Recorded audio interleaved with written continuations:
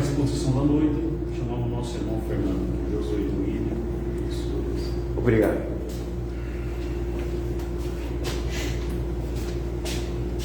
Boa noite a todos. Boa noite.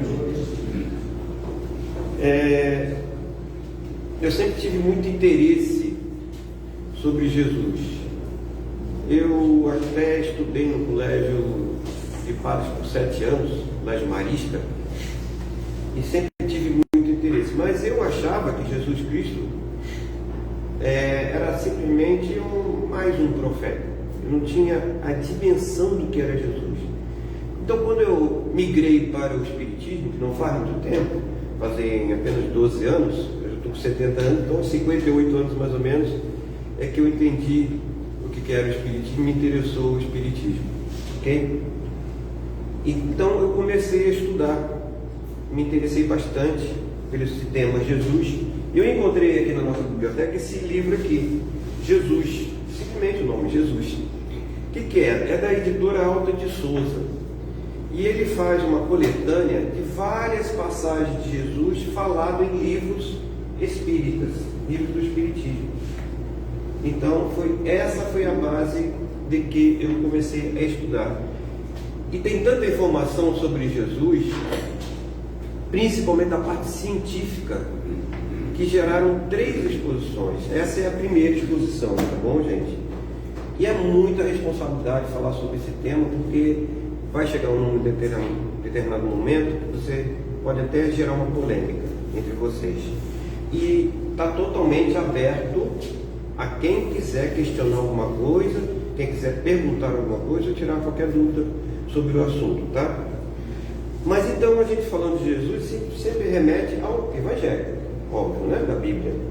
E a Bíblia, ela tem inúmeras traduções e tem inúmeras interpretações diferentes nos seus textos, tá bom? Então, existem algumas incorreções ou traduções, no mínimo estranhas, no Novo Testamento.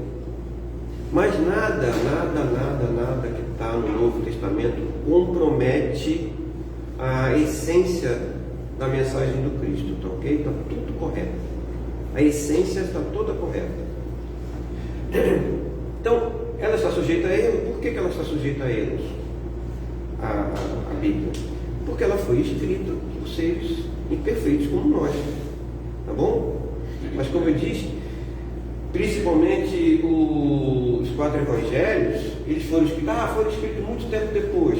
Mas foram escritos sob a inspiração de Jesus, tá bom? Ele estava sempre ao lado daqueles 4 evangelistas para ajudar na sua escrita. E essas várias interpretações acabaram por dividir o rebanho cristão, né?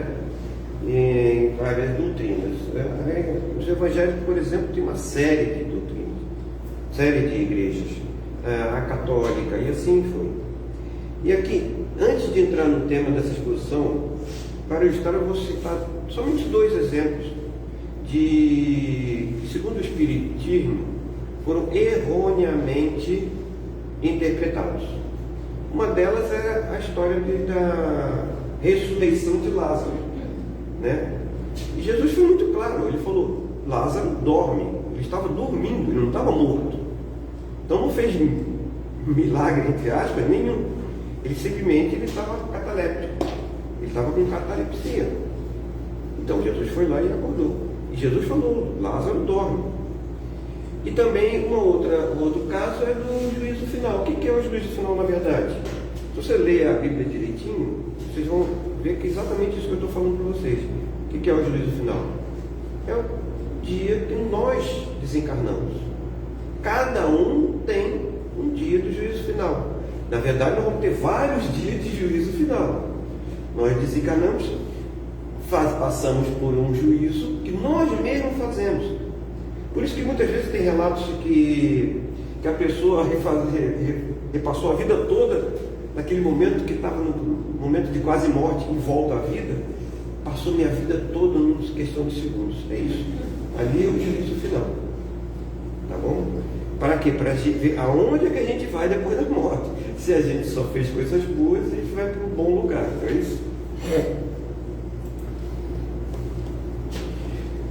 O Espiritismo veio e deu novos esclarecimentos, então, sobre a Bíblia, começando pelo Evangelho segundo o Espiritismo, e em seguida por várias outras mensagens enviadas do além. Essa biblioteca tem 1.800 obras ali, à disposição, todas espíritas. Então, eu não pretendo aqui polemizar, mas apenas trazer algumas revelações que já são conhecidas do Espiritismo há mais de 100 anos, mas não é falado muito hoje em dia sobre esse assunto. Então, a bibliografia, o que eu trabalhei no livro, sabe? Baseado naquele ali, vários livros eu trabalhei. O livro Jesus, Nem Deus Nem Homem, de Guilom Ribeiro. Que Guilom Ribeiro quem é? É aquele que fez a tradução de todos os livros, a primeira tradução dos livros de Allan Kardec, com exceção do Céu e Inferno, tá? O livro dos Espíritos, todo mundo conhece. Esse livro, A Família Espírita, de Ivone Amaral Pereira, que quem psicografou foi o Bezerra de Menezes. A Caminho da Luz, que é bem conhecido de nós, Francisco Xavier, pelo Espírito Emmanuel. Esse livro que eu considero um dos 3 a 5 livros mais importantes do Espiritismo na parte científica. Inclusive falei numa palestra aqui, onde o Quirino estava dando a palestra, eu falei sobre esse livro. Ele é fininho, bem fininho assim, mas tem muita informação científica. O Lauro chegou a ler, né? Complicado, né, para ler, né? A Divina Epopeia, de Bittencourt Sampaio, quando estava encarnado, e depois Jesus perante a cristandade. Daí, o Bittencourt Sampaio, desencarnado, transmitiu a Frederico Pereira da Silva Júnior esse livro, tá ok? Então são pessoas de muito expoentes. Esse espírito áureo, inclusive, ditou esse livro, só ditou esse livro, e não ditou livro mais nenhum. Daqui a pouco eu vou falar sobre ele. Todos esses livros têm um selo da fé, tá? Então são de credibilidade. Iniciando então nossa conversa de hoje, eu vou falar muito rapidamente sobre a primeira parte. O que é? A primeira parte, crer que Jesus não era o próprio Deus na terra. Isso a igreja fala que Jesus era o próprio Deus na terra. Fizeram-nos a gente engolir essa colocação desde a nossa infância. E na página 37 do livro Jesus, Nem Deus Nem Homem, Guilom Ribeiro cita: no encontro com o mancebo rico que lhe chama bom mestre, Jesus responde: por que me chamas de bom? Bom só Deus o é. Essa é uma das citações de que Jesus deixa bem claro que ele não é Deus. Na página 45 do mesmo livro, o autor cita o que Jesus disse após a ceia, já anunciando a terceira revelação, que é o Espiritismo, né? Pedirei a meu Pai, e Ele vos dará outro Consolador que fique eternamente convosco. Pedirei ao meu Pai. Ele não está se colocando como Deus mais uma vez. Então, o próprio Cristo nos afirmou isso. Tem várias e várias passagens que Cristo disse que Ele não era. Ele nunca falou que Ele era Deus.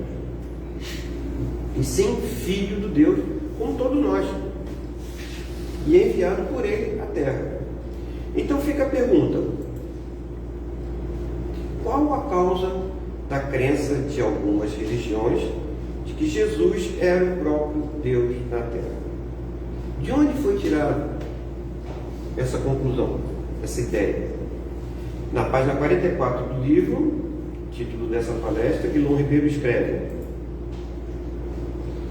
estas palavras puramente figuradas de Jesus Cristo, meu Pai e eu somos um. Somente essa frase que se apegaram. Meu Pai e eu somos um. Está em João 10, versículo 30. Tomadas ao pé da letra, que serviram de fundamento para interpretações humanas, para efeito das quais lhe foi atribuída a divindade.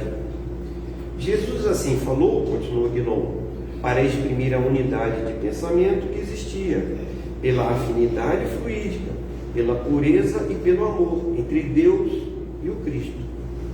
Então eu acredito que essas doutrinas cristãs, desejando supervalorizar a presença de Jesus e colocá-la acima das outras doutrinas, é que criaram essa ideia de Jesus como o próprio Deus encarnado.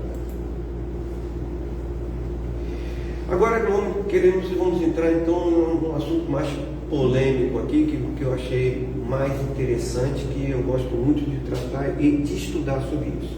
Qual a dimensão de Jesus Cristo? Em que patamar evolutivo está Jesus? Então, como eu falei antes, eu achava simplesmente que Jesus era somente mais um profeta. Ele foi somente mais um profeta? Emmanuel, no livro A Caminho da Luz, psicografado por Chico Xavier, no capítulo 1, o título é A Gênese Planetária, no título Comunidade dos Espíritos Puros, rezam as tradições do mundo espiritual que na direção de todos os fenômenos do nosso sistema existe uma comunidade de espíritos puros e eleitos pelo Senhor Supremo do Universo, em cujas mãos se conservam as rédeas diretoras da vida de todas as coletividades. Todos os astros, gente, todos os astros que existem no universo são governados por espíritos puros. Ok? Não existe um astrozinho que não esteja sob o governo de um espírito puro. E Emmanuel continua: esta comunidade de seres angélicos e perfeitos, da qual é Jesus um dos membros divinos, ao que nos foi dado saber, apenas já se reuniu na proximidade da Terra para a solução dos problemas decisivos da organização e da direção do nosso planeta, por 2 vezes no curso de milênios conhecidos. E vai continuando. Eu só quis colocar essa parte ali para mostrar bem claro. Emmanuel está dizendo que Jesus é um dos membros da comunidade dos espíritos puros. Se alguém aqui não concorda com isso, não tem problema, pode discordar. Continuando, por essa informação dada por Emmanuel, nós devemos crer que Jesus, um espírito puro, esteve entre nós encarnado. Existe essa possibilidade dele ter vindo para cá realmente carne como nós? Que ele esteve entre nós, eu acho que aqui ninguém duvida, né? Mas será que Jesus precisaria encarnar como nós por 33 anos? Olha, lembra bem que é um espírito que pelo menos há 4 bilhões de anos atrás já era um espírito puro. Ele é que moldou o nosso planeta há 4 bilhões e meio de anos atrás. E numa palestra que o Aldo Tibério deu aqui, ele colocou uma questão, ele colocou uma informação, melhor dizendo, que eu já tinha ouvido outras vezes. Eu não sei em que livro está isso, tá? Mas ele colocou que o Espírito Jesus tem 40 bilhões de anos. O Espírito Jesus. Aí, depois da palestra, eu mandei um WhatsApp para ele e perguntei: olha, eu queria botar isso na minha exposição, mas de onde você tirou essa informação? Ele falou: olha, eu assisti uma palestra do Godinho, não é o nosso Godinho aqui, é o presidente da FEB, Federação Espírita Brasileira, e ele passou essa informação, que Jesus já tem 40 bilhões de anos. Então eu estou passando essa informação para você. Agora tu imagina, um espírito de 40 bilhões de anos, espírito puro. Olha a quantidade de informação e de ciência que esse espírito tem. Ele poderia encarnar aqui? Fica a pergunta, só não estou afirmando nada. E eu tenho certeza que não, mas para mim, a minha opinião não tem a menor importância aqui, tá? Então vamos ver o que os maiores expoentes do Espiritismo dizem. Façamos uma análise primeiro da escala existente no Livro dos Espíritos, que trata do mundo espiritual. Essa escala está no Livro dos Espíritos, todo mundo sabe aqui, todo mundo estudou o Livro dos Espíritos, né? Tem a terceira ordem, a segunda ordem e a primeira ordem. A primeira ordem só tem uma classe, que são os espíritos puros. Sabe onde é que nós estamos mais ou menos? 10, onde é que você está, 10? Qual a classe que você está? Estamos chegando lá. Eu, nona, 10ª classe, impuros. Acho que nós já passamos por essa, tá? Mas tem alguns aí. 9ª classe, levianos. Tem muitos aqui encarnados na Terra. Pseudo-sábios, então, está cheia a Terra de pseudo-sábios. Neutros, tem alguns. Então, nós estamos mais ou menos nessa classe aqui. Depois ainda vem os batedores ou perturbadores que trabalharam na codificação do Espiritismo. Benevolentes, prudentes ou sábios, sabedoria superiores. E, por último, a mais elevada espíritos. Então, veja a nossa distância para Cristo. Quanto nós temos que andar, quantos milhões de anos nós temos que andar para chegarmos até essa posição.